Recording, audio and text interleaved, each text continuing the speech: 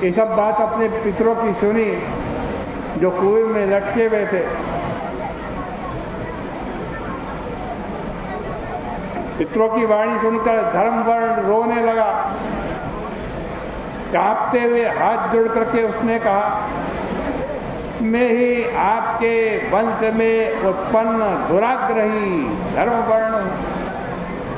यज्ञ में नारद जी द्वारा कलयुग में वाणी तथा गुप्तेंद्री पर किसी का अधिकार न होगा, ऐसा वाक्य सुनकर संसार में पापियों को देखकर शंका तथा पापी जनों के संसर्ग के भय से अन्य द्वीपों में घूमने लगा। हे पितृगणों, इस कलयुग में कलयुग के 3 चरण बीत गए हैं। चौथे चरण में भी 3.5 भाग बीत चुके हैं। मैंने आप लोगों के दुख को नहीं जाना। मैं जिस कुल में उत्पन्न हुआ हूँ उस कुल के पितरों का ऋण नहीं चुकाया, अतः मुझे धिक्कार। उस पुत्र के उत्पन्न होने से भी क्या जो विष्णु भगवान का भक्त न हो, न देवताओं तथा ऋषियों के ऋण को उतार सके। अरे वो पुत्र तो भूमि पर भार है, अनाज का शत्रु है। मुझे आज्ञा दीजिए, मैं आप लोगों का आदेश पालन करूंगा। आप लोग ऐसा आशीर्वाद दें कि मेरे ऊपर कलयुग की कोई बाधा न आए। आप लोगों का पुत्र मैं अपने कर्तव्य का पालन करूंगा। बुद्धिमान धर्मवर्ण के ऐसा कहने पर हे राजेंद्र, उसके पितृगण कुछ आश्वस्त हुए और उन्होंने कहा, हे बेटा, अपने महात्मा पितरों की दशा देखो।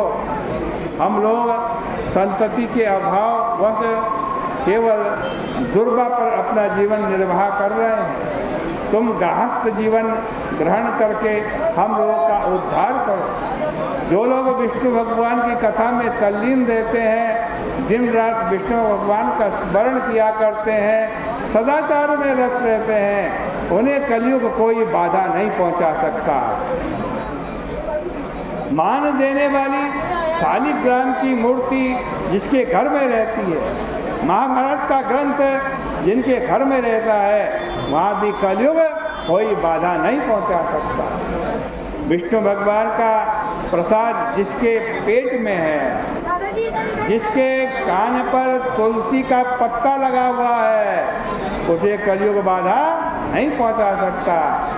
जिसके हाथ में तुलसी की माला है तथा पवित्री हाथ में है, वाणी में विष्णु भगवान का नाम है, उसको कलयुग कैसे बाधा पहुंचा सकता है। जो व्यक्ति वैशाख तथा माघ में नित्य गंगा स्नान करता है, कार्तिक माघ में आकाश दीप का दान करता है, उसे कलयुग बाधा नहीं पहुंचा सकता। जो नित्य पाप को नाश करने वाली, मोक्ष देने वाली कथा श्रद्धा पूर्वक सुनता है, उसे कलयुग बाधा नहीं पहुंचा सकता। जिसके घर में तुलसी का वृक्ष हो, विश्व में देव का पूजन होता हो, आंगन में गायें बंधी रहती हो, उस पर कलयुग कोई प्रभाव नहीं डाल सकता।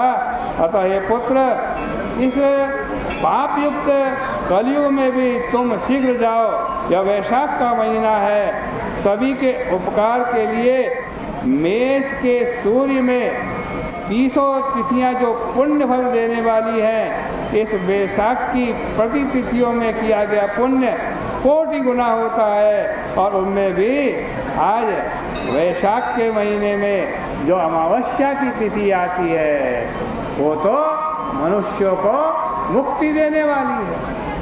वह तिथि देवताओं को अति प्रिय है, वह तुरंत मुक्ति देने वाली है। इस तिथि को पितरों के लिए जो श्राद्ध करता है, जलकुंभ, पिंडदान आदि जो कृत्य किया जाता है, उसका अक्षय फल होता है। जो लोग इस अमावस्या को श्राद्ध करते हैं, वे गया श्राद्ध के करोड़ों श्राद्ध के समान पुण्य फल प्राप्त करते हैं। इसमें संदेह नहीं। वैशाख मास की अमावस्या को श्रद्धापूर्वक शाक से भी आज जो श्राद्ध करते हैं, आज कहते हैं शरबत, जैसे शाक से श्राद्ध करते हैं, वे गया जी में करोड़ों श्राद्ध का फल निस्संदेह प्राप्त करते हैं। कपूर अगरू से सुपासित शरबत से पूर्ण घड़ा जो इस अमावस्या को दान नहीं देता, निस्संदेह वो पितृघातक है। जो इस अमावस्या को ककड़ी से युक्त जल का घड़ा देता है, उस दिन भक्तिपूर्वक कुल के उद्धार के लिए जो श्राद्ध करता है, उसके पितरों के लिए अमृत वर्षा करने वाली नदी बहती।